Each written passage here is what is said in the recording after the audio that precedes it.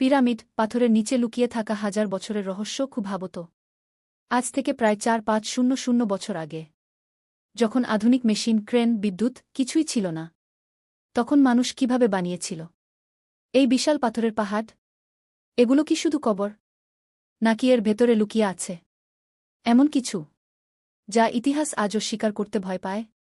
আজ আমরা ঢুকে পড়ব পিরামিডের অন্ধকার রহস্যের ভেতরে। মিশরের গিজা মরুভূমিতে দাঁড়িয়ে আছে ৩টি বিশাল পিরামিড। সবচেয়ে বড়টি গ্রেট পিরামিড অব গিজা। এই পিরামিড তৈরি হয়েছিল ফারাও খুফুয়ের জন্য। এর উচ্চতা ছিল প্রায় ৪৮১ ফুট, আর ব্যবহার করা হয়েছিল ২-৩ লক্ষের বেশি পাথরের ব্লক। প্রতিটা পাথরের ওজন একটা ট্রাকের সমান। কিন্তু প্রশ্ন হল, এত ভারী পাথর তারা তুলল কিভাবে? ইতিহাস বলে হাজার হাজার শ্রমিক বছরের পর বছর কাজ করেছিল, কিন্তু বিজ্ঞানীরা আজও নিশ্চিত না পাথর তোলার ড্যাম্প কোথায়। কোনো যন্ত্রের চিহ্ন কেন নেই। আরও আশ্চর্যের বিষয়, পিরামিডের চারদিক একদম নিখুঁতভাবে চারদিকের দিকনির্দেশের সঙ্গে মিলে যায়। এটা কি শুধু কাকতালীয়, নাকি তারা জানত এমন কিছু যা আমরা আজ ভুলে গেছি? এখান থেকেই শুরু হয় সবচেয়ে বিতর্কিত প্রশ্ন, পিরামিড কি মানুষের তৈরি, নাকি ভিনগ্রহের কোনো সভ্যতার সাহায্য ছিল?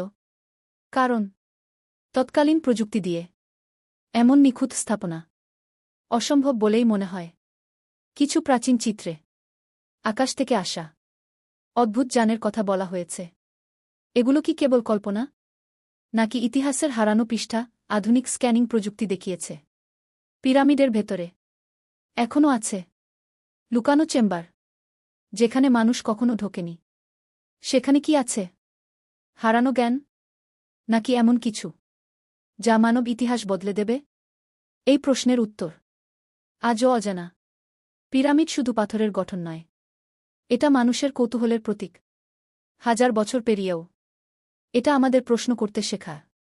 আমরা কি সত্যি আমাদের অতীতকে জানি, নাকি সত্য আজও বালির নিচে ঘুমিয়ে আছে? পিরামিড চুপ করে আছে, কিন্তু রহস্য এখনও কথা বলে।